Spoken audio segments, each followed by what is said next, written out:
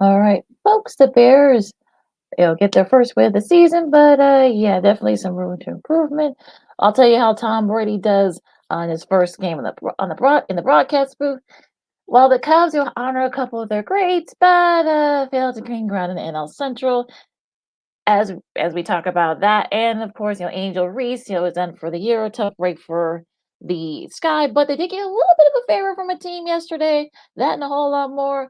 I'm Lakina McGee, flying solo again. This is Second City Sports on Sports of Chicago. Our first NFL Sunday Fun Day edition starts of the season starts right now.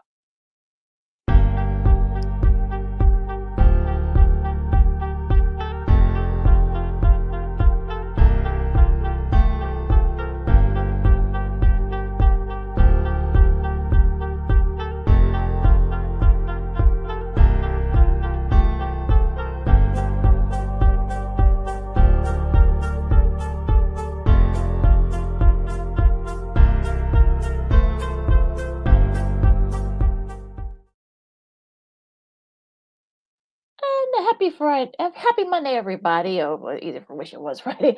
Welcome to Second City Sports on Sports on Chicago. I'm Lakita McGee again, flying solo. Still stuck at jury duty. I don't know what the heck's going on there, but yeah, whatever. But hopefully he'll be back on Friday. And yeah, you can follow my Keenan McGee on the Twitter, X and Kiosk again, IG. And of course, you can listen to Second City Sports every Monday and Friday from noon to 2 p.m. Central Standard Time right here on Sports Zone Chicago. Also, too, you can catch the audio version of this great show on War Media at WARR Media, wherever you get your podcast. And also, you can get Sports Zone Chicago anywhere, anytime on Roku TV. If you have the Roku TV on your app, whatever device you had, just type in Sports Zone Chicago on the Roku app, and just you can catch our replays of our show, Sean and Maya, the Smoke Fellas, and a whole lot more. But let's get right to it and talk some Bears. Happy Bears Victory Monday, I guess, if you want to. I guess you want to use that term. The Bears eke out a win against the mediocre at best Tennessee Titans. Yes, I said what I said. Um, and at Soldier Field, it was after they were able to overcome a slow start on in the first half. Will Levis and the rest of the Titans just got just basically had their way with the Bears so far, kind of running through the defense. The defense did show some progress that they kept it going early on for them, but they ended up going through all that. And thanks to a nice special teams performances, also to the scoop and score by Jonathan Owens, and of course they had the 2 point conversion there. Tyree Stevenson had a pick six. So yeah, I mean overall, yes, the defense and the special teams was good for the Bears, but unfortunately, again, like our buddy Mark Grody said, at Grody Sports, from 670 Score, of course, covers the Bears, himself said it best. Like, this is basically like 2018. I know some people want to do the whole like '06 thing where, yes, this is the third time. Yes, the Bears not scoring offensive touchdown. This is like the third time that's happened. And I think teams are like, shout out to our buddies at GN Sports for this stat that teams are counting the Bears and another team that has similar fate are 529, as we're recording this, when we talk about a team that wins a game and not scoring off as a touchdown. That's always interesting when that happens. But look, I mean, I know because I spelled on Twitter like, look, we go through this every year. Like, it's either the defense, the special teams, they have to literally have to get the offense. Well, and it's not even about Caleb Williams. Look, Caleb Williams, I think, did as far as rookies are concerned for a good start. I know people want to do comparison to with John Elway and Troy Aikman and those guys, but I think let's just stick to this era of football because he really can't. Those are different eras, a different time now. So I would say, okay, look, Caleb Williams is first full start. 14 for 29, 93 yards. And he was sacked a couple of times like that. Titans defense is actually okay, actually pretty good. Unfortunately for like if you're Caleb, like look, okay, was it a great start? No, but it wasn't a bad start. I'm talking about the O line and those two sacks. Like luckily, for them that look that Titans defense actually, like I said, they're pretty good. So, but with all that aside, I mean that O line, they need to beef up that O line. Nate Davis was taken out, Ryan Bates taken in, and blah blah blah, and everybody it was like a back and forth type of deal. So it was just not yeah, it was just not a good performance. Leaving Caleb aside, like I don't understand why they didn't use Swift more often, DeAndre Swift, but when he did, he actually was pretty good. So, that's kind of like, kind of how all that kind of worked and stuff. So yeah, it's one of those things where you're just like, like, yeah. I mean, I know everybody wants to do tout this as like the '06, but I would argue that '06 Bears squad, of course, we all know saw it happen at Monday Nighter against the Cardinals, with their Arizona, the Cardinals, but I would say the Arizona Cardinals squad, of course, with the late great Denny Green, though that squad is a little, I would say, is a tad better than another squad than this Titan squad. I mean, this Titan squad, yes, they got some, like I said, they're not. We look, we talked about it. We talked about we previewed the AFC South. Yes, that squad is sort of, not, household names, but it's actually a pretty solid squad. They've got some decent players on that team. So, it's well, like I said, it's not like the Titans team is bad, but they're mediocre. And let's be real, they're mediocre at best. And I just think that you can't sustain it. This is not as Mark said, it's not 2018 where you can depend on your defense and your special teams to show up every facet of the game, especially if you talk about you want to win a Super Bowl, you got to have all those things. So, and Will Levis, looked like Ryan Tannehill actually the first couple years in Tennessee in that first half, but they put a lot of to the defense credit, the Bears defense credit. They did a lot of pressures. They able to force that fumble with Jonathan Owens and the scoop and score, and they had a lot of other stuff too. So yeah, it was a lot of things there that could have would better for the Bears, and it did. And I don't want to hear that, oh, a win's a win, blah blah. No, that does not work in today's league. It doesn't. So it's just, yeah, you can't really like use that route and just say a win's a win. If you want to win, everybody has to be at least sustainable. And that O line, unfortunately for the Bears, you can't that's not good enough if you were talking about you wanna, take that next step. You listen to Second City Sports on Chicago, like Keenan McGee. Again, no City Brown, he's still stuck at jury duty apparently. But yeah, so, it's sort of one of those things where you're just like, as we get to break here, got a couple more minutes left. I will say a couple of standouts, of course, Jonathan Owens, was really, solid. Something I know DJ Moore will get hopefully we'll get an update on that because he, got banged up a little bit. They had an ankle injury. DeAndre Carter, who I think was a really solid you know, player. He was the one that helped set up the Bears for that, with that great kick, great punt return. Bill Velus Jones, I know some people are gonna get on him, but that's why I always say like why he had that muff putt, but I wonder though, why was he even out there? Isn't that the reason why you brought him in was because of being a wide receiver? You got like, it's he's definitely gonna do more in case, heaven forbid, DJ Moore has to miss time. So that part of it, you kind of have to get it going there. TJ Edwards did a really solid job. 10 tackles, 15 totals, 10 solo tackles from 15 tackles. Tyree Stevenson, of course, had that pick six that sealed the win there for the Bears. It's just one of those things where you're just like, yeah, we've seen this movie with the Bears defense doing their thing and special teams and such, but the offense has to get better. You can't win in this league. And like I said, you just proved that you're just a little bit better than the Titans defense, a Titans team that's at best, like I said, they got new coaching staff, whatever. But again, you could have been 24-17. That's actually the score that I think I had like 24, like 20 or something, or I think our girl Christine Mack from KXRP had like 27, like 20. Yeah, I think she was like close, like 21 to like 17 or something, or 14 or something like that. So yeah, we were actually I think we were pretty close scoring wise. So yeah, I mean, look, the overall performance of the Bears, I mean, you gotta kind of have that going there. And yeah, so yeah, I think look, the Bears, yeah, is there room for improvement? Sure, but I think the jury's still out on this team. Because I just like I said, yes, they've improved in little pockets here and there in some positions, but other positions, they still need to improve, and that O-line is definitely a concern, especially gonna be facing another AFC South team that's a little class above this Titans team that you just saw. It has a defensive-minded coach too. So he's gonna be yes, you can go ahead and blitz and blitz and blitz, but teams are going to be picking up on that. So we'll see what happens. We'll talk more about that Sunday night game with the Texans coming up next Sunday as we closer and closer to that. But after we take this really quick break, as just like I see sports on Sports Zone Chicago.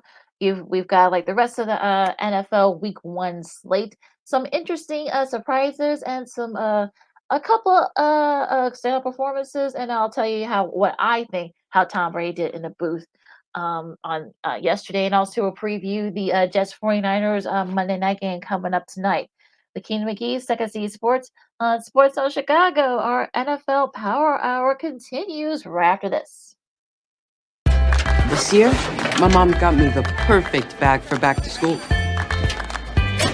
These colorful binders help me stay organized. These headphones are just what I need for studying. These new sneakers are just what I needed for the new year. This jacket is a real must-have. My parents got me the skateboard I wanted. It's pretty cool. These scissors really come in handy in art class. These colored pencils, too. These new socks, they can be a real lifesaver.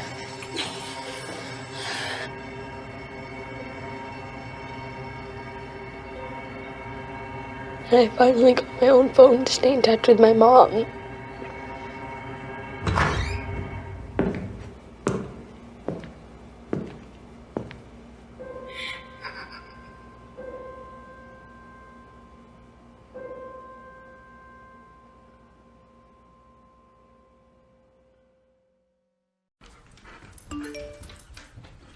Trisha's having a sleepover tonight. Can I go?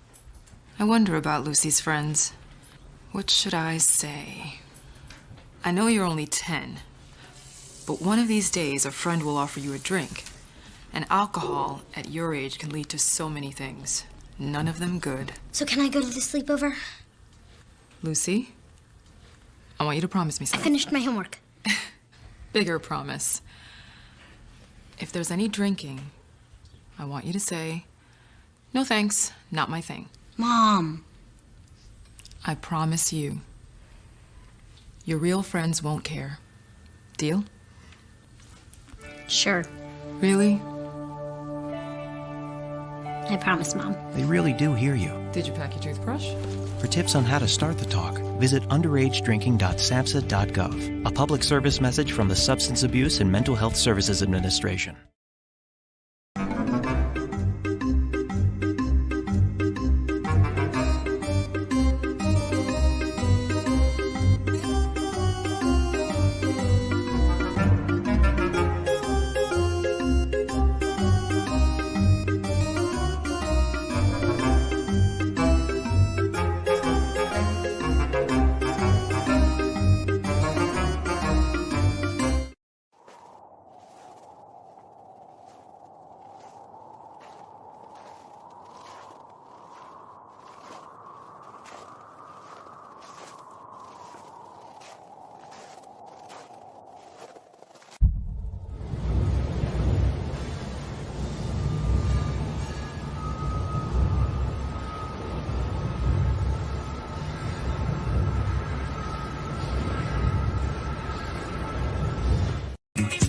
Hey, this is Dr. J, and I listen to Sean and Maya in the morning.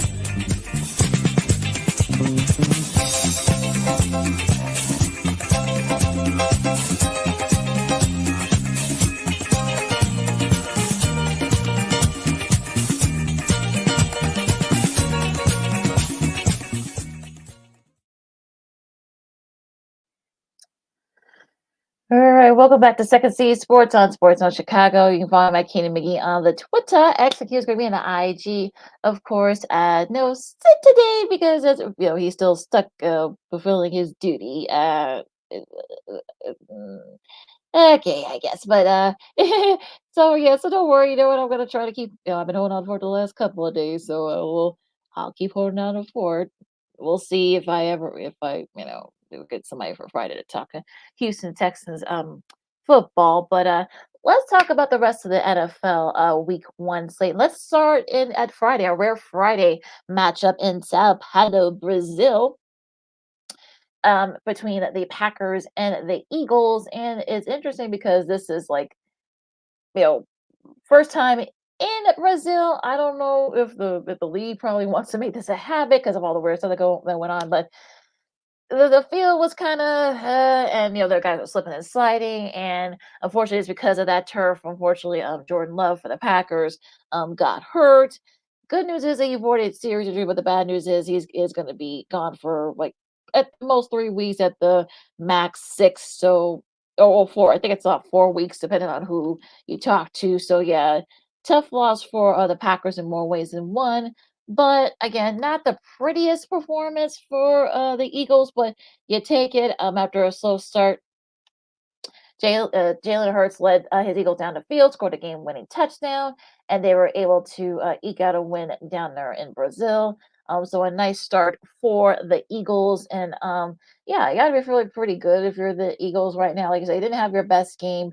Thanks to Saquon Barkley, had 3 TDs, so 3 rushing TDs, and rushed for about 170 yards. So definitely making his presence felt within the uh, NFC East rival, if you will. So, yeah, 109 yards for Mr. Barkley, 2 TDs, including a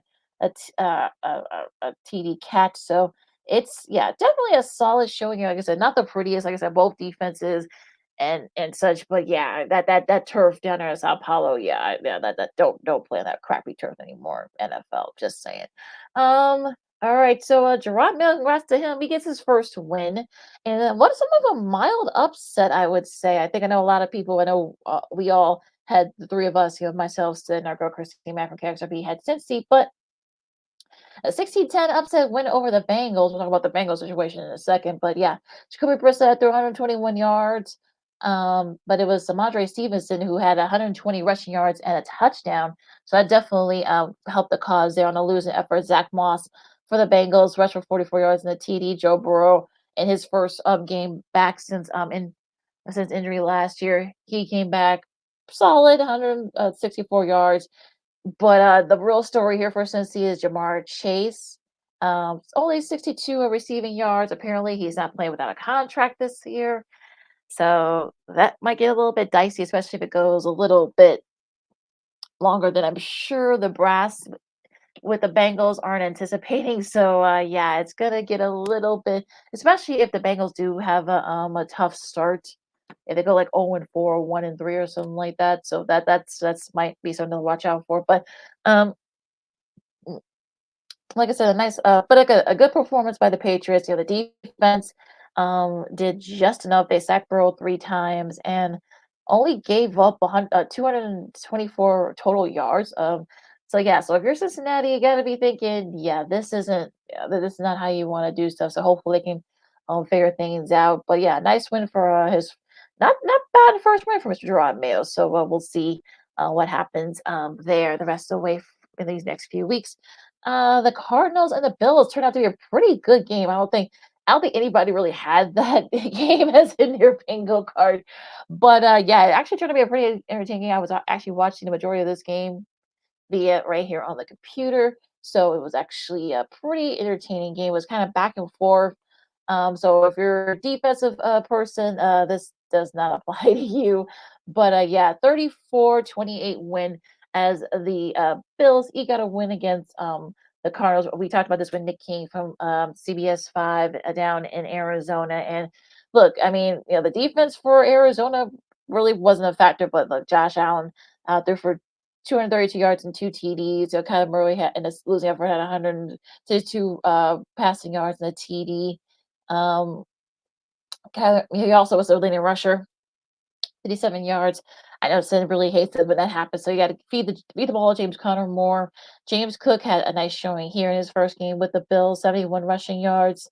Keon Coleman, a solid debut for him, 51 receiving yards. Khalil Shakir, one receiving touchdown. So yeah, solid showing there. Again, the defense, there's a lot of holes on the defense that could definitely show some improvement. But again, you'll take the win if you're Buffalo. They did sack Kyler Murray 4 times, so that should definitely help in that effort there. But yeah, it should be interesting what happens the rest of the way there. Now, I don't know if this the results is surprising, but maybe I think as a lot of people thought this game would be a little bit closer. I think a couple of us missed this one. Some of us actually picked the Giants. I think I did like a dummy.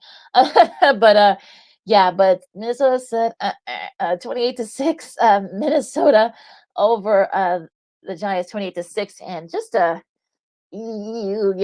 your eyes if you're cover your ears if you're a Giants fan. Two interceptions by Daniel Jones. He was sacked 5 times, so a nice showing by that Minnesota defense. Sam Darnold, 208 yards and 2 TDs. He did have an iffy interception, but you know what? It's fine. Aaron Jones' debut with another division rival. Of course, he was with the Packers last few years. 94 rushing yards and a TD. Justin Jefferson had a TD, TD catch, I should say. But it was really Minnesota's defense that got it going there. CJ Hearn had a fumble recovery for them. A good solid like tackles and such. I mean, Byron Murphy Jr., who was one of their first round picks, had a really nice showing, had 9 tackles and 8 solo tackles. I think he had a couple, like he was responsible for a couple of those sacks for losses there. So yeah, really solid showing by Minnesota that I don't think anybody thought that this would be it would be this kind of thing. But yeah, they need to get it together down there over there in New York, because if not, it's going to be a long season for the Giants. But a nice win from Minnesota. So soldiering on here. Not a again, I don't think anybody saw like what is surprised by the score. 47, I should say 10. Sorry about I missed you off 5 points. Or 47-10 over Carolina. And just let's say it was all Saints from jump. It was just not. So yeah, so Carolina, yeah, I mean, we'll get to the whole like his Bryce Young a bust. I think a lot of it is because he doesn't really have a good sense around him. He had 2 interceptions, 4 sacks. They brought Andy Dalton in. He only had like one series, and they only had one pass. Derek Carr had 3 TD passes. Alvin Kamara looked pretty good. He was a little bit banged up, 83 yards. Jamal Williams had 38 rushing yards in the TD. And Rashid Shaheed had a TD catch Foster Moreau. So the younger guys are a little bit mixed. The younger and the older guys are playing dividends there for them. So yeah, it was all Saints in that front. So it wasn't.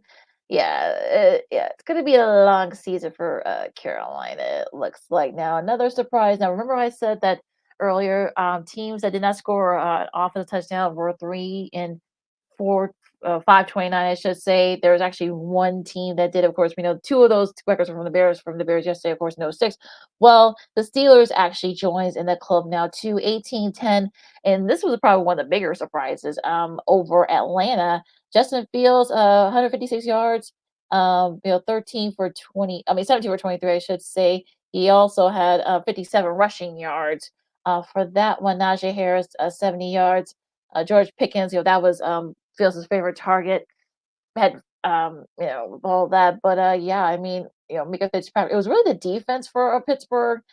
T.J. Watt still, doing his thing. Kirk Cousins, they intercepted him twice.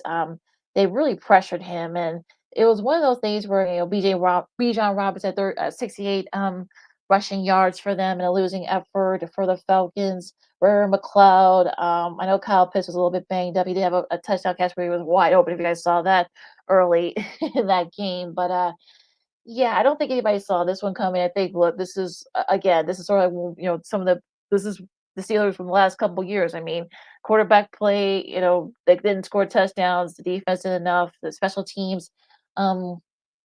Did enough to win that game, but like we've been saying, it's not sustainable. It's not, and I think it's sort of one of those things where look, Chris Boswell, he was definitely the player of the game, was 6 for 6, so he didn't miss any field goals. So yeah, that's definitely an interesting score there in that front.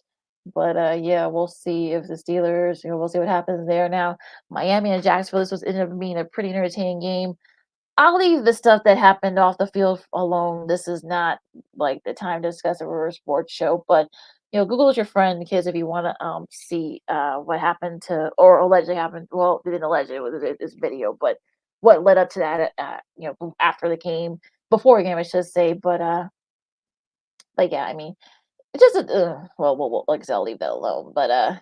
You know, Dolphins 20-17 over Jacksonville. A pretty, like I said, a pretty solid showing by Jacksonville.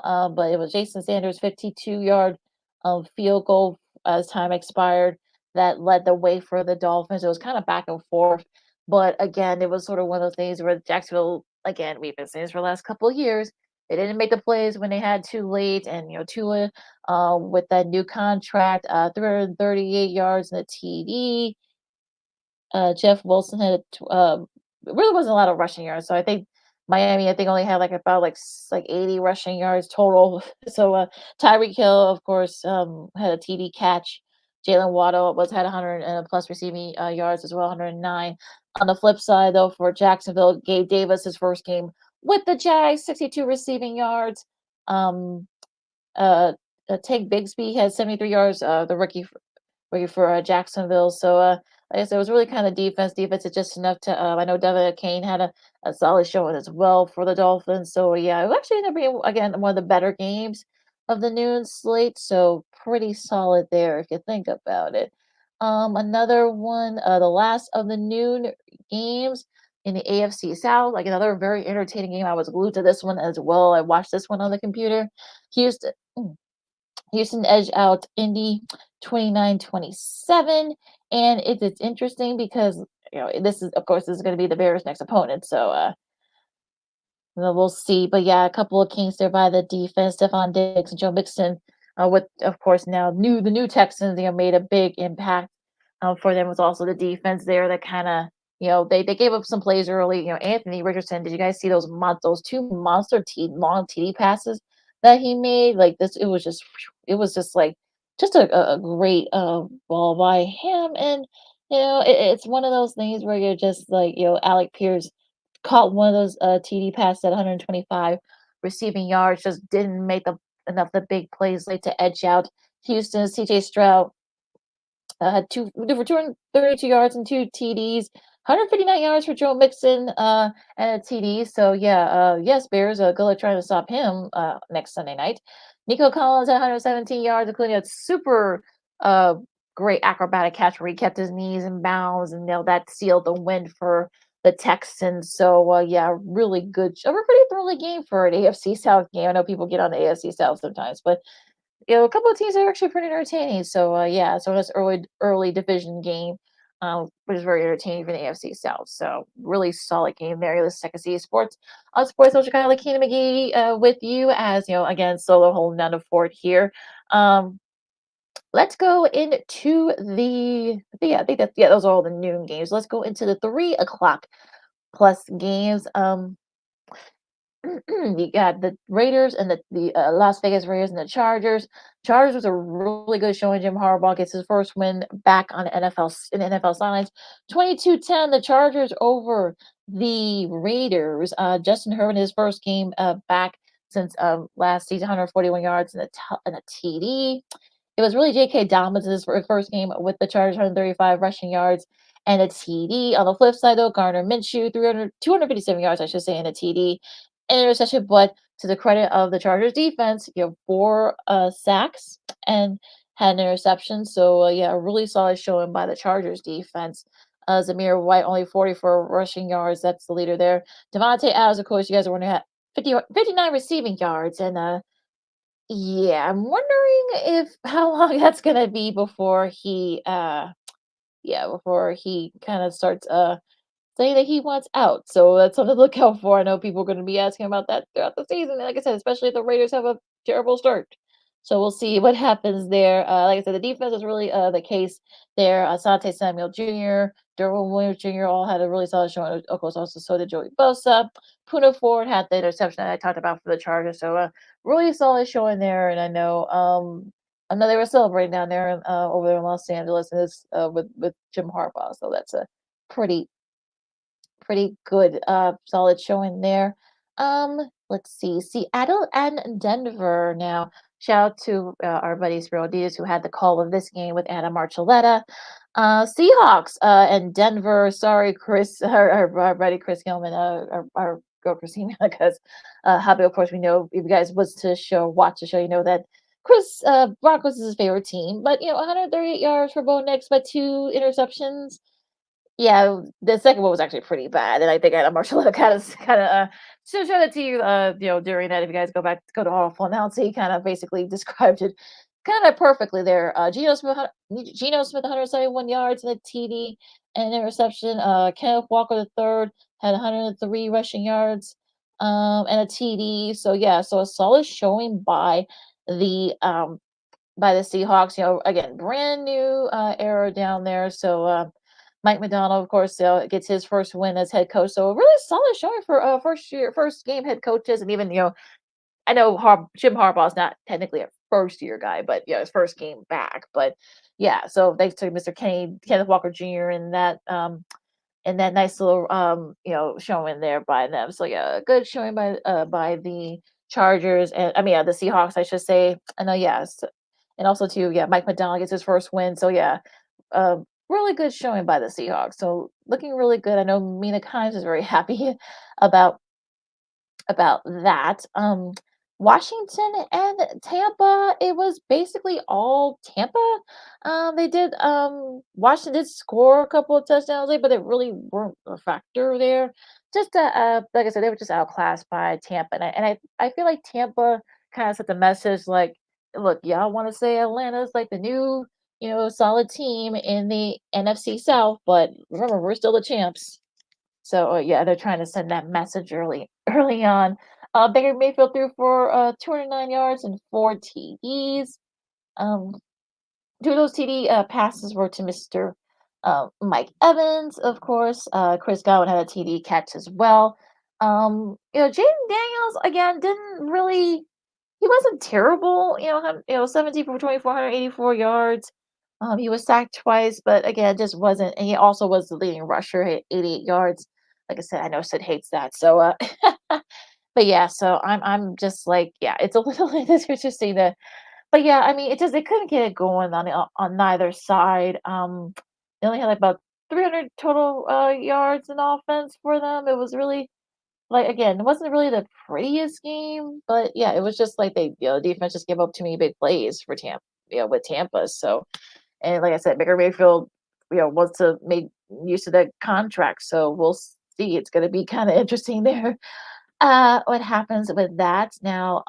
The big game of the week wasn't the big game of the week. Of course, we know it was Tom Brady's first showing in the broadcast booth. Like I said, I'll talk about that in a second. But 33-17, it was all Cowboys, and it was just like I said, it was basically all Cowboys after the game. It was all Cowboys. So yeah, um, Cavante Turvin had a punt return for a TD, so 60 yards. Dak Prescott, $260 from Mr. Prescott. A nice little check of change you had to get before the game. 179 yards and a TD. Zeke Elliott is back for the Cowboys, 40 yards and a TD. There on the flip side for Deshaun Watson, he was sacked 6 times. Shout out to the Cowboys defense, 169 yards. Really wasn't a factor there. Jerome Ford, Nick Chubb is still out, so yeah, that he wasn't really much of a factor. Actually, the whole Browns offense wasn't really a factor. But yeah, I mean, DeMarvion Deshaun had 11 tackles. Um, they had a couple for loss. Trevon Diggs had an interception also too, as well as Eric Kendrick. So a nice little mix of the older and younger guys, getting it going there. But yeah, Michael Parsons had 4 tackles, and 4 solo all of them solos. So it's just a really great showing by that defense for the Cowboys, and it was just like, yeah, it was pretty bad. It stopped getting interesting. Like I said, let's just say by halftime, I kind of turned off all the games. It had nothing to do with Tom Brady either, but like I said, I'll get to that in a minute here. But a really good showing by the Cowboys and such. So yeah, it was definitely all Cowboys there. Probably one of the more interesting matchups. We had the Rams and the Lions on Sunday night, and and I have to say it was back and forth. Detroit was up early, then the Rams came back. They came back to force overtime, but then as Dan Campbell always said, run the ball up the gut. And they did just that. I'm talking about the I'm talking about the Lions. 93 yards for 91 yards, I should say, for Mr. for Bear David Montgomery. Of course, he scored that game-winning touchdown. Jameer Gibbs had a rushing touchdown as well. Jameson Williams, 121 receiving yards, and they were kind of like the reason why that Detroit actually was able to come back and force after that. And to the defense, they really didn't have to do anything. I know it was actually ended up being a really entertaining game. So yeah, I think I don't think anybody saw overtime, but yeah, I think with and I think to Dan Campbell and the coaching staff's credit, they kind of played off of that. The fact that he's still looking for an identity without Aaron Donald. That Rams defense is. So we'll see. Matt Stafford had 317 yards and a TD, just in a losing effort. Cameron Williams rushed for 50 yards and a TD. Puka Nacua, I know he was back and forth, so he only had 4 receptions for 30, 35 yards. So just I know he was kind of back. He was in the locker room a lot for that game. Cooper Cup had 110 receiving yards and a TD in a losing effort. So a solid showing by the Rams. Just the defense just couldn't make the big plays late, unfortunately. So that unfortunately kind of spirited that one. But yeah, a pretty solid showing on it in the NFL for week 1. So yeah, it was a really good showing there. Now, real quick stud and done before we preview Monday night's game. I'll say stud. Like I said, I'll say the Cowboys defense. They looked really good. Can they sustain it and avoid injuries? That's going to be the question there. Baker Mayfield for like I said, is 4 TD passes for them for the Bucks. Solid showing by him. And let's see. I'll give the other one's Nico Collins. I mean, he knew where he was in that, when they needed a catch to kind of seal the game, and he did just that. So those are my studs. I'll say my duds, Isaiah Likely for not knowing where he was during that. If you guys, like I said, I talked about it. Chrissy and I talked about it. The whole thing with the always know. Remember, folks. Remember, all you young wide receivers and tight ends. Make sure you know where you are. Situational awareness, as I always say. So, yeah, that was. I know he's gonna be. Unfortunately, I think he's gonna be dreaming about toes for a while. Like I said. Will Levis, I mean, yeah. I don't know why. I know no Bears fans want to think that, but yeah, you basically gave that game away to them. You did. All, and also to the. I know. Look, I know Brian Callahan's young, but the coaching staff. I mean, why'd you ignore the run in the second half? I mean, you're trying to make Will Levis try to hang on. Yeah, you're gonna have problems. I'll say Cleveland too. As my duds. I mean, Cleveland. Yeah, I mean, just we thought that maybe things are starting to get sustainable there. Something happens, and then you get just the Cowboys defense just dominates you. So yeah, that was a interesting thing. Yeah, so those are your studs and duds, and also too want to give a quick shout out to Tom Brady for a really solid for me a really solid showing for his NFL broadcast debut. Of course, with that Cowboys Browns game, and like I said, I'll give him a solid B. Look, is there room for improvement? Sure. But if you guys remember, like during when we doing the reports and stuff, he was actually good at that. He had a nice little conversation with Micah Parsons. Of course, Micah was the first of the let's F and go. That's his trademark, TV's trademark. He gets a specially designed game ball that I think TV said he helped design himself, and that part of it he actually did well. Now, could he improve on the rest of the stuff? Yeah, I think the pause is okay. Yeah. I mean, that's little things he can. This is why I said that he probably should have done a couple of the games, maybe just do a quarter or something, just so he can get the feel of it and get it going and whatnot. But look, I'm sure he'll do. Look, I'd rather have him be okay and get better, and instead of Tony Romo, like no shade, but he was great right off the bat, but just has gone down ever since. So I'd rather be Brady than Romo, but again, that's just me. But so yeah, so I'll get hopefully still be back on Friday so we can get his thoughts on that. But yeah, to this Sunday night, to this Monday night game, I should say, between the Jets and the 49ers. I think if you're the Jets, will hopefully Aaron Rodgers doesn't get hurt again. I think that's probably what you're looking for there. And try to kind of set the tone with the offense and the defense too, to try to kind of make Brock Purdy kind of do something that he's not going to be comfortable doing. I think that's going to be the key for this Monday night matchup. And if you're San Francisco, now that you got Brandon Ayuk, hopefully, and Trent Williams, hopefully they'll be in game shape. They've had extra data to prepare, and hopefully they can kind of get it going there. And I know that Sarah Fran wants to send a message early on, say, hey, look, we're still a team to beat in the NFC. We're still one of the teams to beat. So I think if you're set the tone there early on with your defense, especially with their offense, and not have Brock Purdy, dictate a lot. And of course, we know Christian McCaffrey's been a little bit banged up, so we'll see if maybe Ayuk will be a big factor. Of course, Debo is going to be a big factor too. So and also on the flip side, Sauce Gardner, Garrett Williams, the defense. I'm sure they're going to want to send a message as well. So both these teams got a lot to prove in various ways and in various forms. So it should be a good Monday night, an entertaining Monday night football matchup coming up tonight. Of course, you can watch that game on the big ABC network, also as well as simulcasting on ESPN and ESPN Plus. I don't think they're doing I think they are doing they're doing their Manning cast night with Bill Belichick. So it should be interesting to see what happens there. So you guys check that out then. Hour number 1 in the books. Hour number 2 straight ahead as the Second City Sports on Sports Zone Chicago as we go to the Diamond right now. Baseball. The Cubs.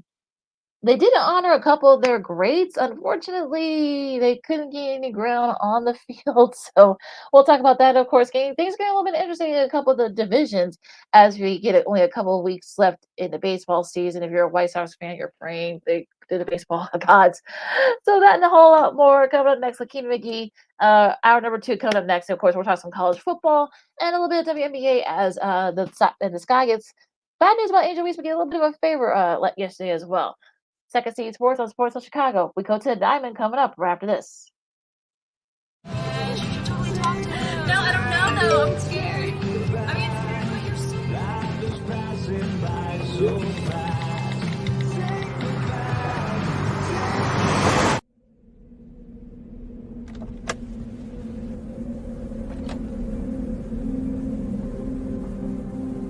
Do you know that you're in my lane? No, not at all. Are you not paying attention? Are you texting? I was just checking in with my mom. I was telling her that I thought we'd be home by 6. It's okay. There's enough time. Just pay attention. I'm not even halfway through my text. There's no way. I'm not even going to look up. My babies are in the car. You have to pay attention. It's just supposed to be a quick text. I'm so sorry.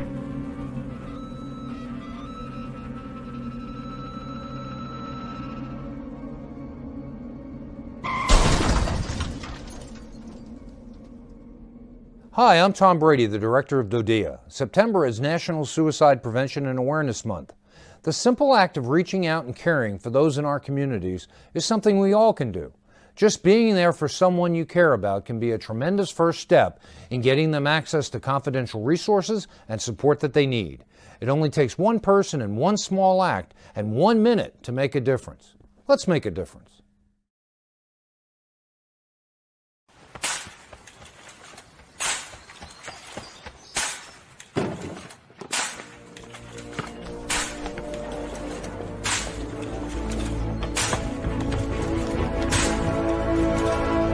Move it!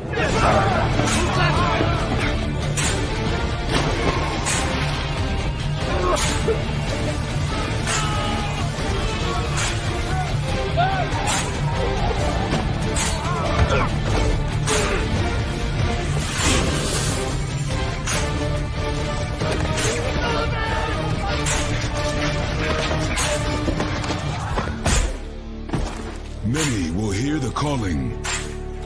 Few will earn the title. United States Marine. The few, the proud, the Marines.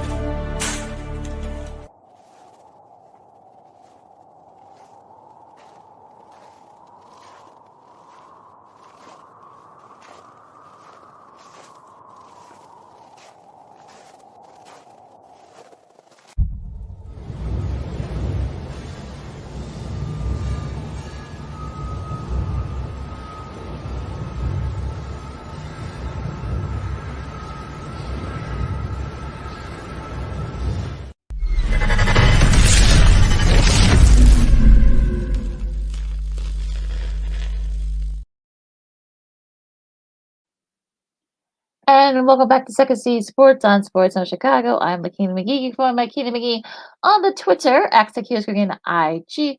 Of course, again, no Sid again today. Hopefully, he'll be back um on Friday. I hope. But yeah, so let's get into some MLB talk for the week. Of course, we'll start with the Cubs. Unfortunately, the Cubs, you just, goodness, it's the roller coaster of the Cubs continues. Just when you thought that maybe that they were going to figure things out, they won six in a row, they got a combined no hitter, yeah, et cetera, et cetera. But no, unfortunately, they play the Yankees, and if you guys saw what happened, now again, shout out to the Cubs for putting Kerry Wood and Aramis Ramirez. It's great to see them back in the Cubs Hall of Fame. You saw them get presented with their Hall of Fame, the cool, very blue Hall of Fame jackets. You saw both of their sons say some really nice things. I'm sure there wasn't a dry eye in the house. Now they did, you know, shout out to them. They actually, the Cubs actually won that game. Edge out in that game, 2-1. So yeah, they avoided the sweep, which is good. James Don had a he only allowed one run, and this is actually usually the kind of games the Cubs usually lose, especially to a team like the Yankees. So 2-1, you get the win there. Yes, yeah, you got to win. I know it kind of got lost in the shuffle with all the Bears hoopla, but really a nice showing to keep themselves at the very least within striking distance of that National League wild card. So yeah, I mean they were shut out on Saturday. It didn't look good, but the good news is they were able to win that game thanks to Mr. Tyon and a solid showing by him. So the Cubs are really solid, really solid showing there. And again, like I said, they might have been I think they might have been inspired by that Cubs Hall of Fame induction. So yeah, that was a really cool match out there. Now they do have to go out west to face the Dodgers. The Dodgers have been playing very well lately, and I guess if you're the Dodgers, you want to try and perhaps maybe you want to try and perhaps maybe get that.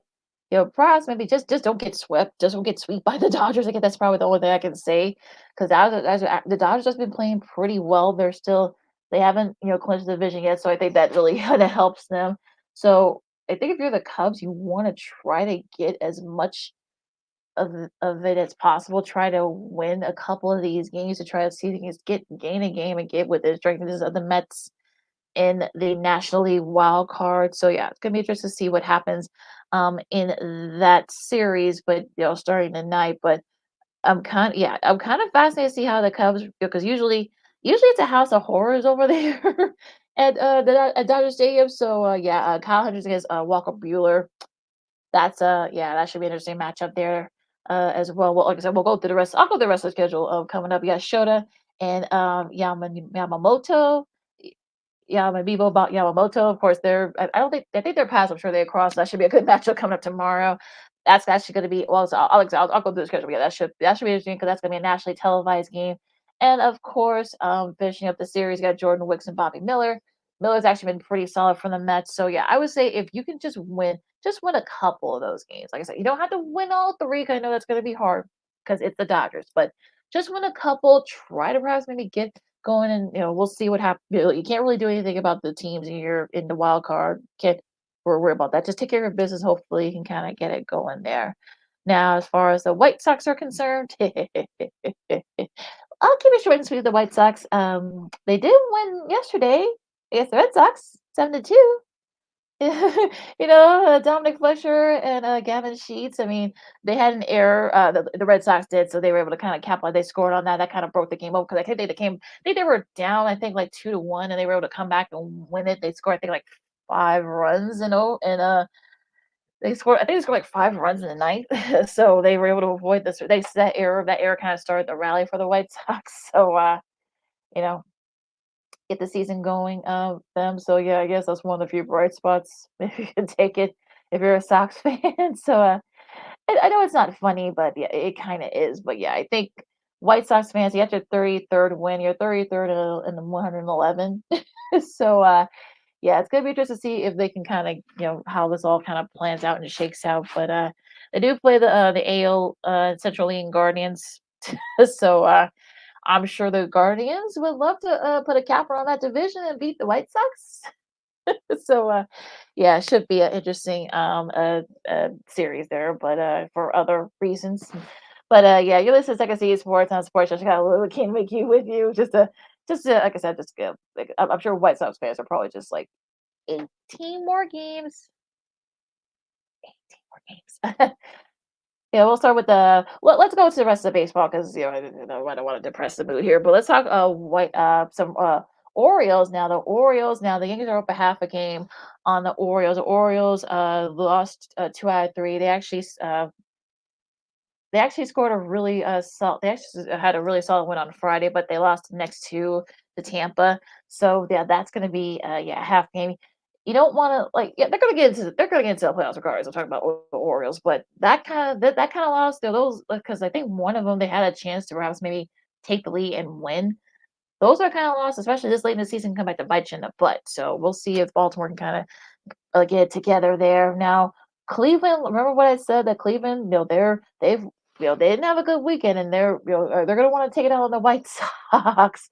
And I'm sure White Sox will play spoiler, but yeah, they lost 2 out of 3 to the Dodgers, and I'm sure they're going to want to take a little message there to the White Sox. So yeah, I mean, yeah, not a good showing, but yeah, look, they're the Dodgers, so it's going to be hard to they did with the first game, but yeah, it was kind of all Dodgers after the both on Saturday and yesterday. So yeah, that's gonna be interesting to see what happens with that series. Now, the Royals have won 4 in a row, and they've still got an outside shot. I mean, they swept the Twins, and it looks like that might be, that sweep might be, that might be it for the Twins. So yeah, that's it. Yeah, that might be it there. They shut out actually the Twins those last 2 games. So Minnesota, yeah, that might be it for you're still 5 back from the division, which is not bad, but yeah, that's being swept by your division rivals can come back to bite you. So we'll see what happens with that. Now, Houston,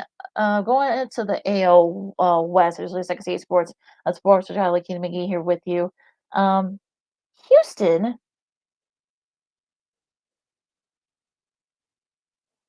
Houston had a pretty solid showing. They won 2 out of 3 against the Diamondbacks. They helped the Dodgers out a little bit in that series. So yeah, that was a solid series there. Justin Verlander did struggle, so you wonder, is he going to be a part of the should they get into the playoffs? Talk about the Astros. Will he get into be a part of that rotation? So yeah, so Altuve and Pena had a solid showing there. Of course, also Altuve and Jeremy Pena. Jordan Alvarez looked really good. So yeah, it was a Yelmer Valdez. So so a solid showing by Houston. They've been pulled down that lead.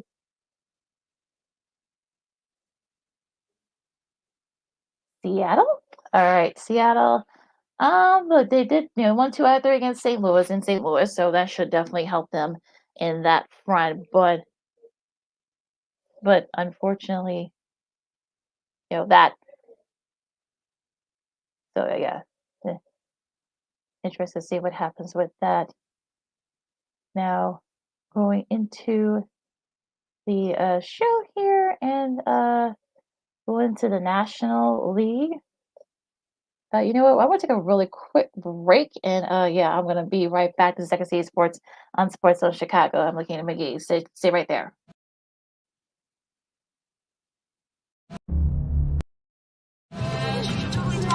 No, I don't know though. I'm scared. I mean, you're so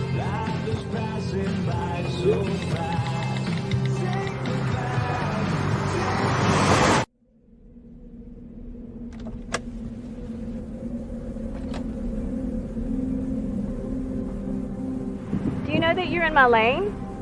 No, not at all. Are you not paying attention? Are you texting? I was just checking in with my mom. I was telling her that I thought we'd be home by 6. It's okay. There's enough time. Just pay attention. I'm not even halfway through my text. There's no way. I'm not even going to look up. My babies are in the car. You have to pay attention. It's just supposed to be a quick text. I'm so sorry.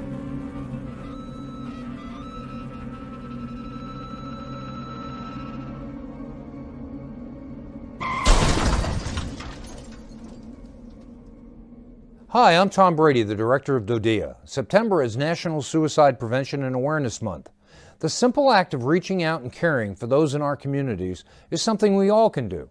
Just being there for someone you care about can be a tremendous first step in getting them access to confidential resources and support that they need. It only takes one person and one small act and 1 minute to make a difference. Let's make a difference.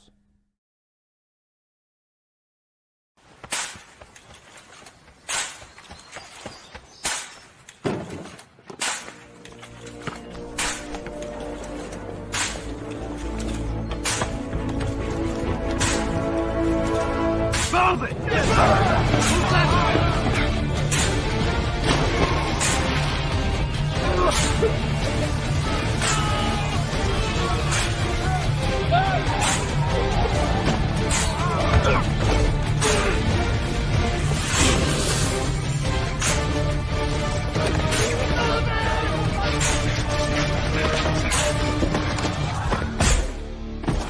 Many will hear the calling. Few will earn the title. United States Marine.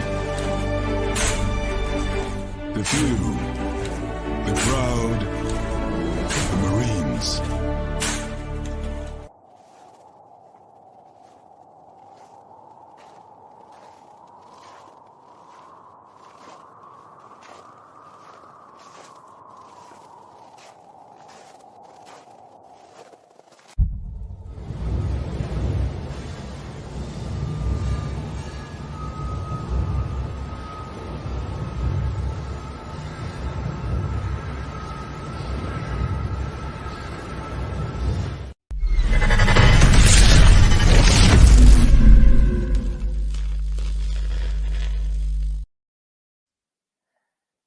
See, this is one of the pitfalls of doing the show by yourself.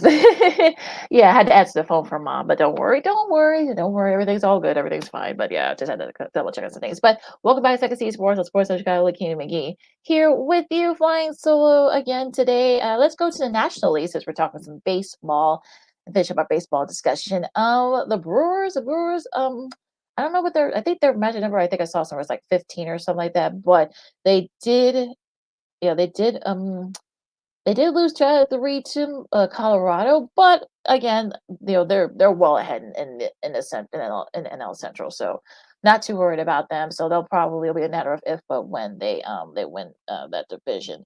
Now, on the flip side though, in National League East, now for Philadelphia didn't have a good weekend. They split their series with the Marlins, losing the last two, especially one 10-1, I should say. Cabrera for Eric Cabrera, who's there, one of their young pitchers from the Marlins, had 7 scoreless innings. He kept guys like Bryce Harper and Kyle Schwarber hitless and scoreless. But I think the good thing is if you're a Phillies fan, like the other teams behind you, they didn't have a good weekend either. So yeah, it would have been nice if they won 3 out of 4 against Miami. But you take a split, and the good thing is that the teams around you haven't played very well. Didn't play very well either. So you can kind of like take a little bit of solace in that. But yeah, you don't want it to be a habit, especially this late in the season. Now, like I said, the Mets, they lose two. They did win. They did win 2 out of 3 to Cincy, but again, it was just one of those things where you just kind of like, what the heck is going on here? But yeah, it's interesting to see what happens with this because yeah, Jose Quintana got his 1,000th win, so congrats to him. On Saturday, as the Mets shut out the Reds, but nice. They had one nice straight before them. Of course, they lost yesterday, but like I said, really nice showing by the Mets. And I guess, like I said, the Mets are not messy anymore, so good for them. Now Atlanta, just when you thought it was safe to kind of like maybe, like I said, maybe Atlanta has figured it out a little bit, but they're still a stone's throw away. They did win 2 out of 3 against us, Toronto. They took care of business there, so we'll see what happens. They're in that division. Now we talked about the Dodgers earlier. Of course, Cubs next opponent. They're 7 up on 6.5 up. They're 6 up. I should say on the Padres. Like I said, they did beat the Cleveland 2 out of 3, so that should definitely help them in that morale there. San Diego, they did They did lose their series against the Giants, losing 2 out of 3 there. Just when you thought that it was safe to kind of get it going, if you're San Diego, they lose to the Giants. And like I said, look, teams like the Giants and the Marlins, like those teams can play spoilers, so don't take those teams lightly. So yeah, the Diamondbacks, of course, they lost 2 out of 3 to Houston. So yeah, that might put a little bit of a damper on their playoff chances. Now, talking about the wild card spots before we go into the schedule. Let's see here in the AL, of course. You've got think Baltimore. I think they got they're 5.5 up, but you think that maybe unless they told you that KC will get in Minnesota. Like I said, if you had told me earlier the year that 3 teams are going to be there's still about 17, 18 games left. If you had told me that there would be 3 AL Central teams in the running to have to get playoff spots, I would have thought you were a little cuckoo. But yeah, it looks like that's the case there. And Detroit's 3.5 back. Seattle's also 3.5 back. So is Boston. They still have an outside shot.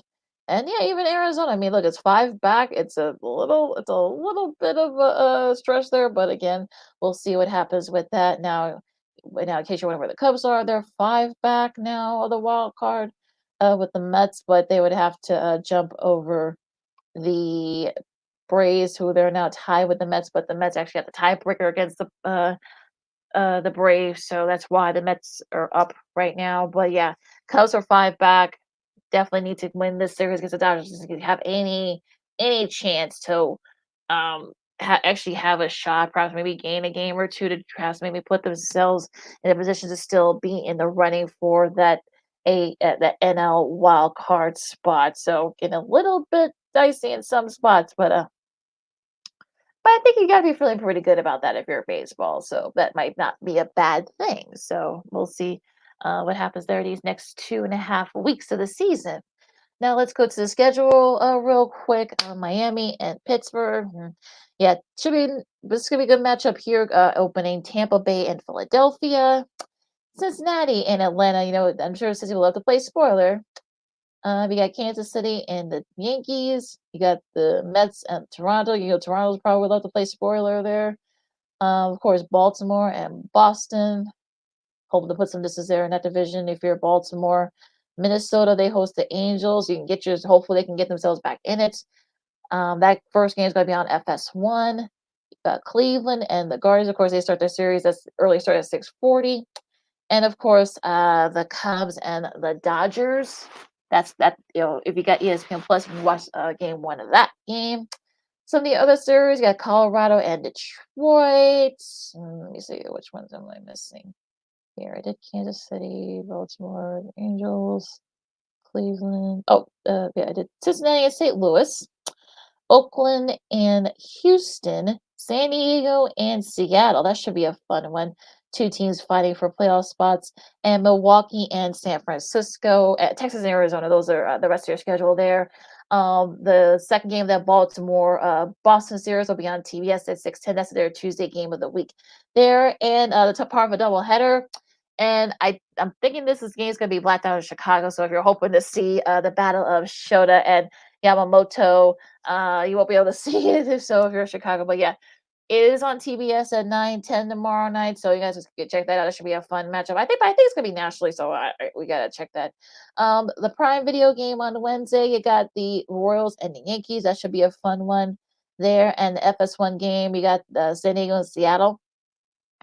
So yeah, so that should be a good matchup there. And that is your schedule for this upcoming week in the in Major League Baseball. So we're gonna take a really quick break, of course, as we get ready to wrap things up here.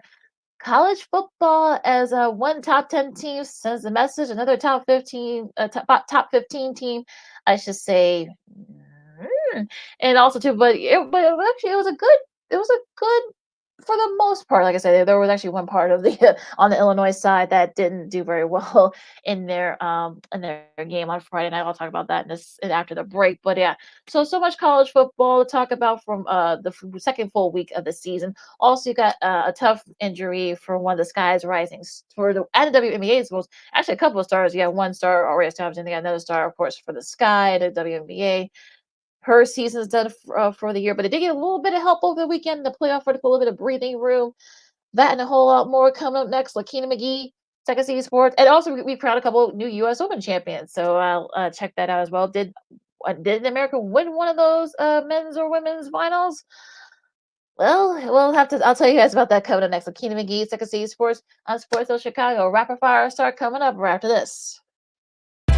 This year, my mom got me the perfect bag for back to school. These colorful binders help me stay organized. These headphones are just what I need for studying. These new sneakers are just what I need for the new year. This jacket is a real must-have. My parents got me the skateboard I wanted. It's pretty cool. These scissors really come in handy in art class. These colored pencils, too. These new socks, they can be a real lifesaver.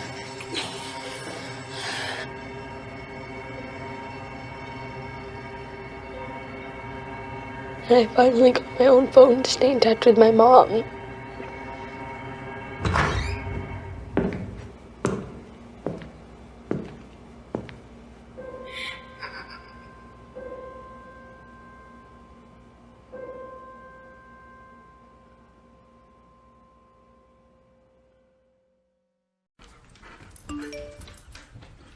Trisha's having a sleepover tonight. Can I go? I wonder about Lucy's friends. What should I say? I know you're only 10, but one of these days a friend will offer you a drink. And alcohol at your age can lead to so many things. None of them good. So can I go to the sleepover? Lucy, I want you to promise me I something. finished my homework. Bigger promise. If there's any drinking, I want you to say, "No thanks, not my thing." Mom. I promise you, your real friends won't care. Deal? Sure. Really? I promise, Mom. They really do hear you. Did you pack your toothbrush? For tips on how to start the talk, visit underagedrinking.samhsa.gov. A public service message from the Substance Abuse and Mental Health Services Administration.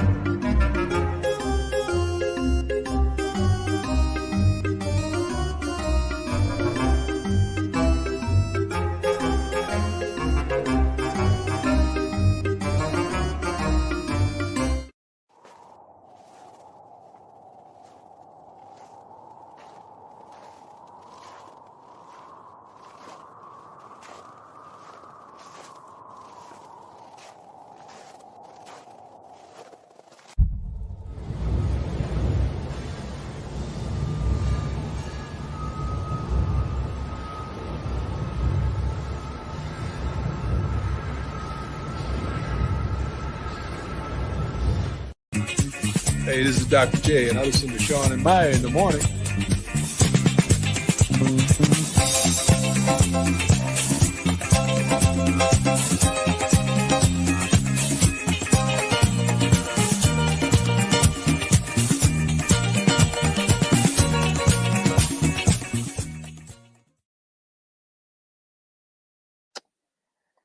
All right, folks, welcome back to Second City Sports on Sports Zone Chicago. Lakina McGee here as we wrap things up here. Of course, you can follow Lakina McGee on the Twitter, X, again, the IG. And of course, if you got questions, comments, about, you want to talk Bears, Cubs, their playoff hopes and the rest of the NFL, or as we get ready to go into right now college football over the weekend. Of course, you can catch it, comment right there on the YouTube page and also the Facebook page of Sports Zone Chicago. It is all right there for you. Now, let's get to the games, and this should be we're kind of getting the full set of games. Things are in full swing here.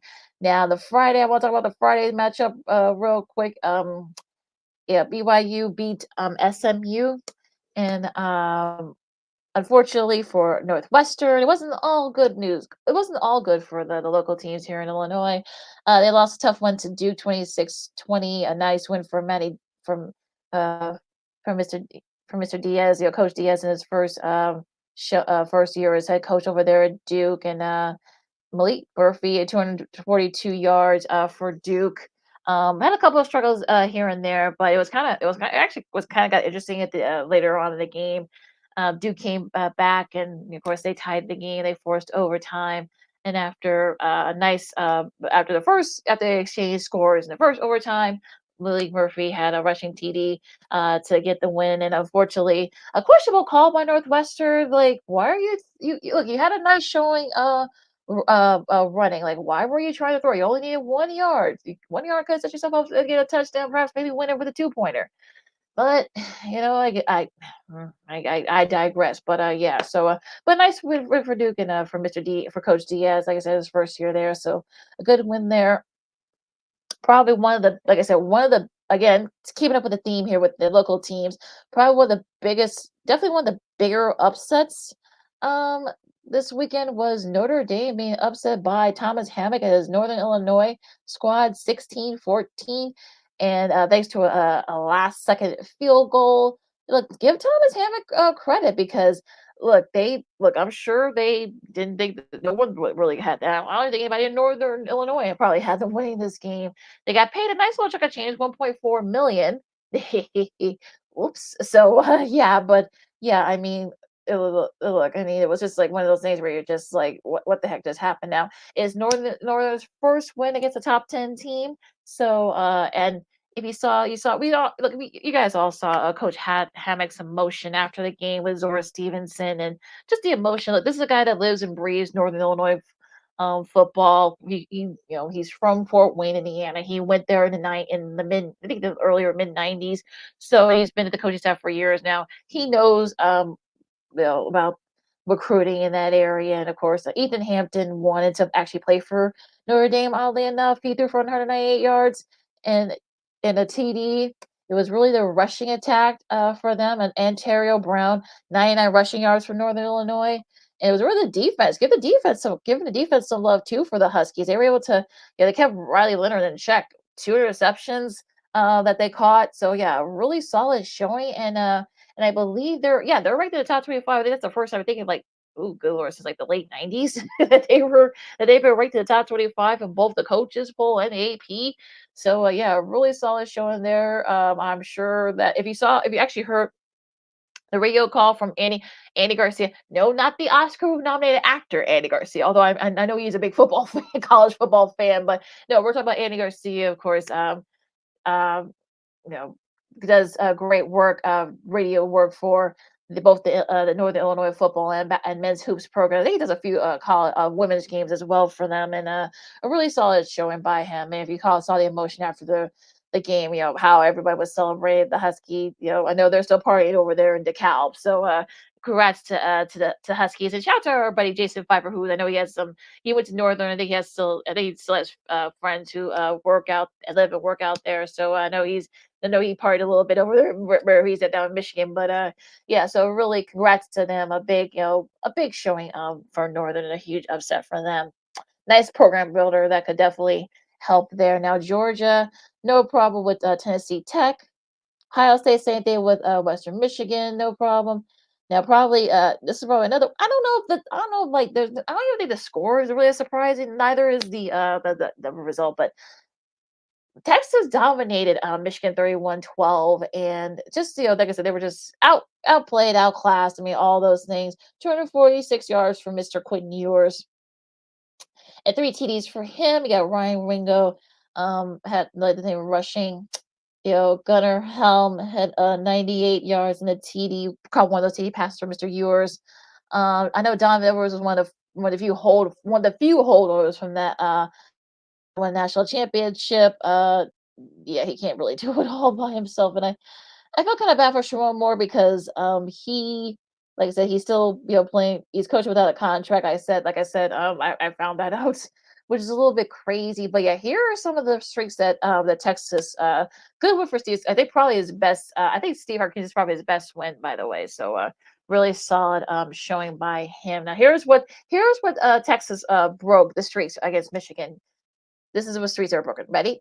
16 straight wins, 23 straight home wins, 29 straight regular season wins. Of course, that was a Big Ten record. Also, first conference home loss in over a decade since 2014, and a 23 straight was 23 straight games. 15 straight non-conference wins. So yeah, so that broke a lot of streaks for Texas, and I mean, you don't want to do the old like adage, "Oh, is Texas back?" But I think Texas is in the message that look, Steve Sarkisian, to his credit, wants to send a message to the guys. I think they want to just take it one game at a time. You got a very tough, schedule coming up in the SEC. You don't want to be too ahead of yourself. So we'll see what happens with that. But a really good, solid win for Texas in the Big House because the crowd was out of it by the first quarter. It was basically because they actually did keep it close for a little bit, talking about Michigan, but for like a couple of series. But yeah, by the second quarter, it was basically all Texas. So nice win for them. Um, Alabama again, South Florida once again. They happened. This happened last year down this time, in Tampa, but this time over Tuscaloosa. There was a little bit of a breather there, but yeah, Jalen Monroe had 194 of passing yards and a couple of touchdowns late to pull away for Bama to pull away from them.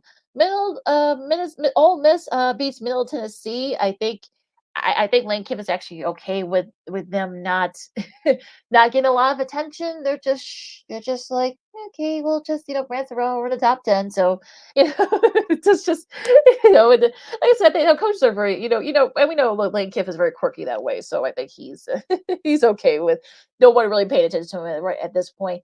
Another close one for Oregon. I actually stayed up to watch this game on Peacock, and they needed a last second field goal, but they were able to do just enough to win uh, against Boise State, a very tough, scrappy Boise State squad. We know how they are. So, really good showing, a really nice win for them. And I guess they're going to do it with defense. I guess, again, not pretty, but, one way to win. That's what you guys tell me.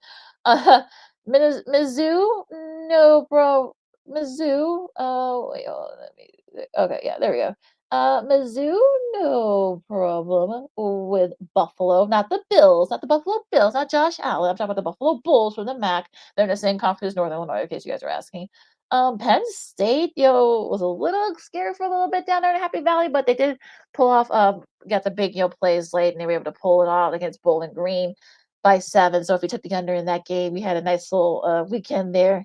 Utah, again, it was back and forth, but they were able to hold up Baylor 23-12 in an early Big 12. I know it's weird seeing, Utah in the Big 12, but yeah, it is a little bit weird there. But Cam Ward threw for 304 yards and 4 touchdowns as Miami, no trouble with Florida A&M, 56-9. No letdown for USC. They shut out Utah State. Tennessee just dominated North Carolina State, 51-10. And I guess, again, if you took the over, I guess you had a pretty good weekend, I guess, if you're Tennessee. Tennessee, I think, is another one of those sneaky good teams. They're in the top 12 right now. 211 yards for Nico Maliva and 2 TDs. He did have 2 interceptions, but those were kind of like some those interceptions were and then the defenders for both the Wolfpack were very solid there. But Dylan Sampson had her 32 rushing yards and 2 TDs for him. So yeah, just I mean, it's actually the of those 2 interceptions, but just a really dominant performance. To the credit of the defense for Tennessee, they yeah, there was some bad results, but the Tennessee kind of like picked up the slack. So you know all was well there for Josh Heupel and his crew. Oklahoma, a little bit of back and forth there, but again, wasn't the prettiest game. But if you're, with Brent Venables, you'll take it. They did just edge out Houston 16-12. Their former in-state rival, I guess. Oh, excuse me, Oklahoma State. But probably one of the better games of the week. I don't think. Look, I said this could be one of these sneaky good games, and it was. 39-31 over Arkansas. They came back against Arkansas. They were, they to their credit, I mean, it was just an amazing. Ollie Gordon, of course, if you guys don't know about him, you're gonna be hearing his name a lot, especially in the next few months. The wide receiver, of course, for the Cowboys. He scored the 2-point conversion that and the defense were able to rally late. it was kind of like I said, like I said, they were up, I think they were like up about like Arkansas was up by like 10, and of course Oklahoma State came back, and of course they scored the last I think like 12 like 13 points, and to their credit they were able to pull it out against Arkansas. So nice move from Mike Gundy and his squad. K State again, K State Tulane. I mean, it was kind of back and forth. They had a scoop. K State's defense had a scoop and score. I don't know why Tulane was trying to throw when the running game was really their bread and butter that whole game. So this is what you don't why you don't go off of what you for all you football players and coaches, whatever the level, don't don't veer off of what got you there in the first place. I'm just saying. And unfortunately Tulane had to learn that the hard way. LSU again, virtually no trouble with Nichols. Kansas upset with Illinois. Now Illinois, to their credit, they were able to they were able to beat Kansas, a very tough Kansas squad.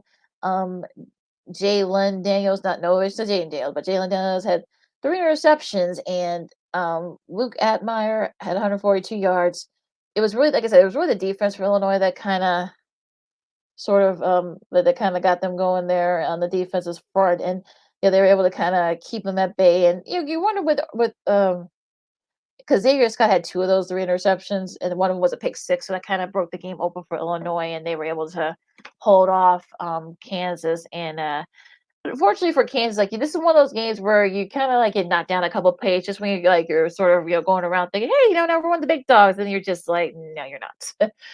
So yeah, I mean, like it was just one of those days where you're just like you're not Kansas basketball level good just yet, Kansas. So on the men's side, so yeah, so sorry, you gotta but look, a nice one for Brett Bielema and his crew, and hopefully, like I said, they can get into a bowl game this year. Now Arizona had a little bit of trouble, but they were able to hold off Northern Arizona. um Iowa State, I think, is their first win in their rivalry against Iowa in the last couple years. This might have saved Matt Campbell's job. I know because I heard there was some rumblings that maybe they might want to, I don't know, but yeah, it's kind of interesting how that kind of shook out. But I get Kyle Corandy's field goal with seconds left sealed the win because Iowa was up, I think, like 10 points. But then when I saw, oh wait a minute, let me go back to it because Iowa State came back, and it was coming back, and they came back. So and like I said, I think Matt Campbell might have saved his job for a little bit because I think some people down in the A's were kind of like, I don't know, but yeah, this is sort of one of those game-saving jobs. So we'll see what happens if Iowa State can build on that.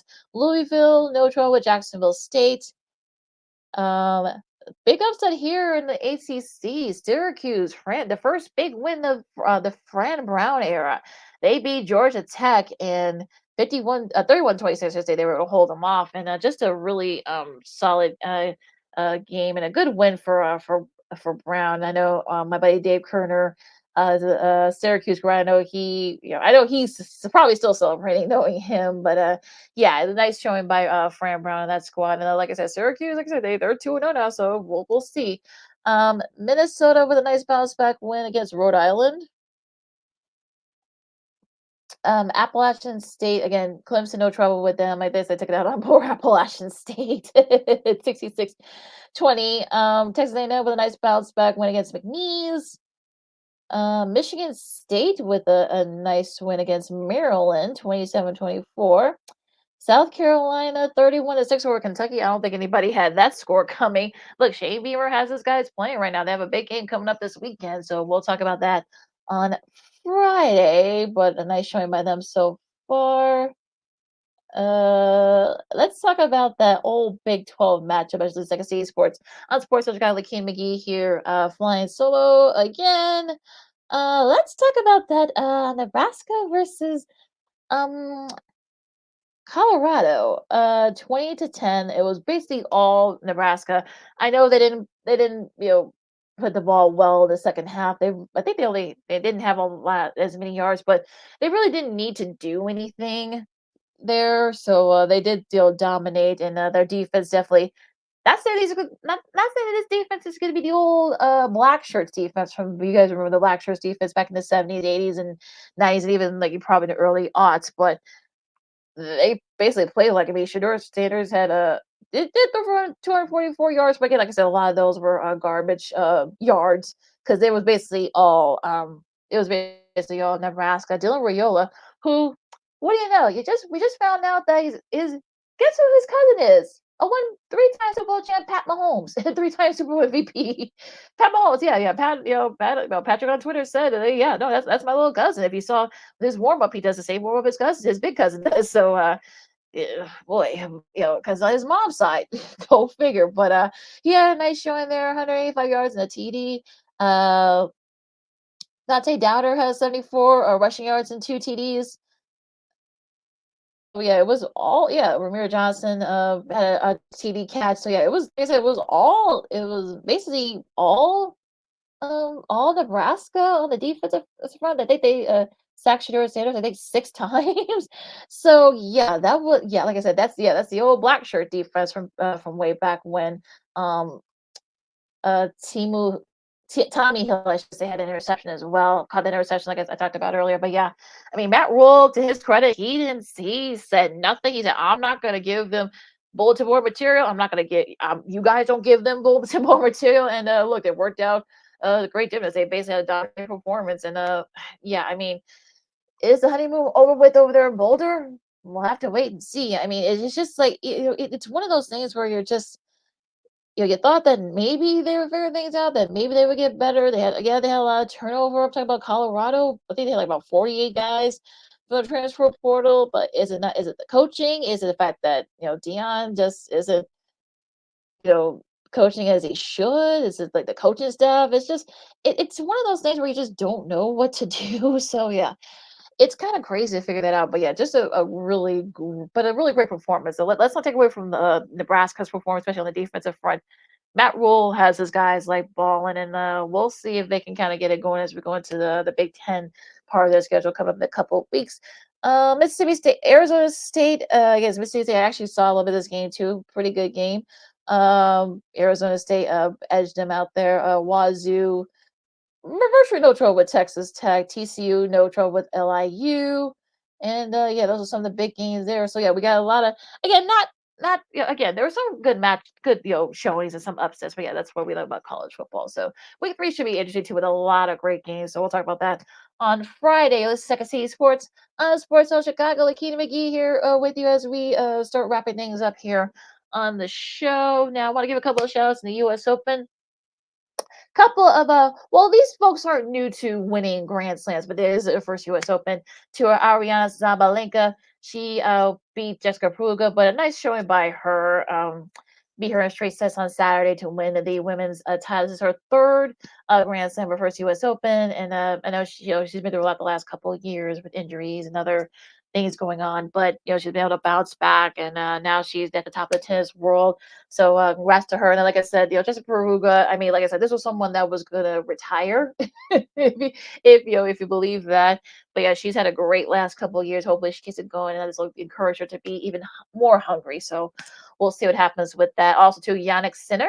He wins his second Grand Slam tournament of the year. Of course, he won the Aussie Open, the first Grand Slam. Now he wins the last Grand Slam of the year. He beat Taylor Fritz also in straight sets. It really wasn't even close. Just dominated Fritz from jump.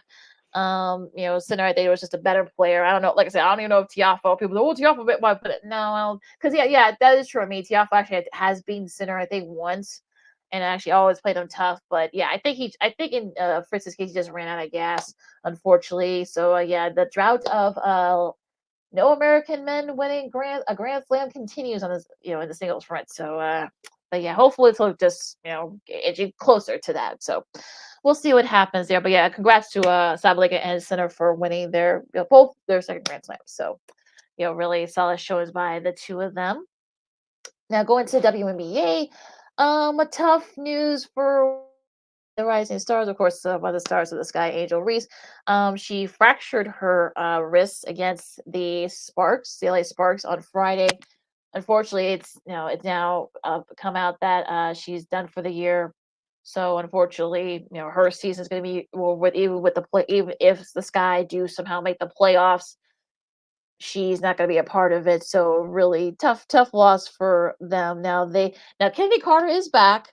She came back after the health and safety protocol. She was gone for I think like almost 2 weeks, which was thankfully it was nothing. Yeah, apparently it wasn't COVID or anything. I think it was just like she had like a sinus infection or something like that. But glad she's feeling better. And of course she led the way with 28 points as they beat the Dallas Wings. So they were able to kind of get it there. And they actually gained, to their credit, they actually gained a game because thanks to Caitlin Clark, Aaliyah Boston, of course, she had 30 points, which is a season high for her, for Miss Boston, and they in the Fever they beat the Dream, so so the Sky do gain a game on them on the Dream, and that'll get it going there.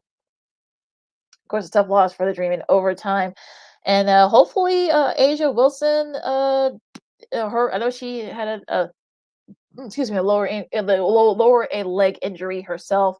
So, but yeah, 75-71, they lose to Liberty, and hopefully it's not a season for her because they really need her if they want to try to three-peat. So hopefully, fingers crossed that it's not a super serious injury as we go into the last 6 games of the season for the regular season game, I should say, for the WNBA. Now, the Sky they'll play again until Wednesday. They face the Mystics, the top seeded Mystics. They haven't clinched number 1 seed yet, so they're gonna have a lot of stuff to play. So we're just to see what happens with that. Atlanta, they play tomorrow against the Lynx. That game will be on NBA TV. The Wings and the Liberty, they host Liberty. That's gonna be on CBS Sports Network tomorrow. And that Sky Mystics game will not be aired nationally, but I think it is going to be on Marquee Network, if I'm not mistaken. So you guys can check that out as well. And yeah, and also too, you got the Wings, Dallas Wings hosting the Liberty on Prime Video coming up on Thursday. So yeah, so that's your schedule for this week in WNBA. So if you're into that, in the last 4, 5, or 6 games of the season, it's all right there for you. Let's see here. I was trying to see if there's any sports media news or any other news I want to get you guys to tell you guys about before I disperse. Now, again, we're no old school team because there were a couple of shows that I wanted to do, but unfortunately, I just found out that Sid's still on jury duty. We weren't going to be able to do it, but we'll do those shows at a time. So it's not no big deal. I just want to see if there's like any other if there are any now Netflix did announce that Aaron Rodgers Enigma series, docu-series, that's going to come out later sometime next year. So we're learning more and more about Mr. Rogers and some of the stuff that apparently it wasn't him. It wasn't his fault that him and his parents and his rest of his family were estranged. There was some other stuff too, I guess, has come out that it wasn't his fault that his parents apparently, I guess, like they're religious, and I guess they didn't like the fact that he was living with Olivia Munn at the time outside the marriage. Yeah, so yeah, that'll definitely cause a little bit of a rift there. But yeah, so yeah, just interesting how all this kind of plays out later on. But yeah, we'll just see what happens with that. Now, with that said, that's it for me for today. You can follow me at Kina McGee on the Twitter, at Kina McGee on the IG. Of course, you can catch our buddy Sid over at SidKid80 at SidKid80 on both the Twitter and Twitter X and Insta. So hopefully he'll be out of jury duty by later this week. So we'll see what happens there. But yeah, I will try to get somebody on to talk from Houston to talk about the Texans Bears matchup on Sunday Night Football. That should probably be a fun one. Of course, you can catch the audio version of Texas City Sports on War Media, wherever you get your podcast. Just type in WARR Media. That's 2 R's, and you can catch audio replays of our show, and it's all right there for you. Of course, you can catch Texas City Sports every Monday and Friday for noon to 2 p.m. Central Standard Time, right here on Sports Zone Chicago. One more time, as I always say, catch Texas City Sports every Monday and Friday for noon to 2 p.m. Central Standard Time, right here on Sports Zone Chicago. And you get Sports Zone Chicago anytime, anywhere on Roku TV. Of course, wherever you get your apps, you get the Roku TV app on whatever device you have. Just type in Sports Zone Chicago. Right there, you get our show, Sean and Maya, the Smoke Fellas, the replays of all of our shows, and a whole lot more. You get Sports Zone Chicago anytime, anywhere on Roku TV. Thanks for watching and listening, and your comments. And yeah, well, hopefully, so we'll be back on Friday. Let's I'll leave it there. So you guys have a great week out there. I know it's a little bit after a little bit cooler, feeling a little bit cooler, feeling a little more like early October, so early September. But yeah, it's gonna feel a little less like more like mid-August, coming up these next few days. So make sure you guys stay cool out there, and please be safe out there, folks. Come on, if you have a little beef with someone, hug it out or diss it out, whatever you do. Just don't use other silly stuff. So I like Keenan McGee. Have a great week. Enjoy all the baseballs. Are going to the rest of these next 2.5 weeks. Enjoy the WBA if you're into that. I know soccer. I think they start their Champions League coverage coming up tomorrow. So yeah, so you guys check that out as well. So yeah, that's it for me. This is Miss City Sports on Sports on Chicago. Be safe out there, and we'll see you guys on Friday. Holla!